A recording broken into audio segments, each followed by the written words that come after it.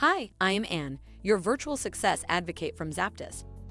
ZAPTEST is a leading free and enterprise software test automation and RPA tool.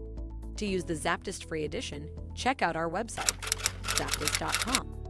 There are several steps to follow when going through the manual testing process, with each playing a part in providing an accurate overlook of your program. These steps include 1.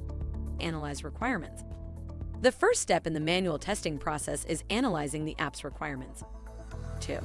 Create a test plan. Once you know what needs testing, create a test plan. This involves knowing what features you are testing, how exactly you are testing them, and when in the process you complete those tests. 3. Write test cases. Start to write some test cases for the software. A test case is a set of events that you complete when testing the software, following these rigorously each time to make sure that it is a fair test. 4. Review your cases. After writing all your test cases, go through a thorough review process. This involves handing the test cases to a member of the management staff, preferably a QA manager. 5. Execute the manual tests. Once a manager confirms a test case, start to execute the tests. 6. Report any bugs.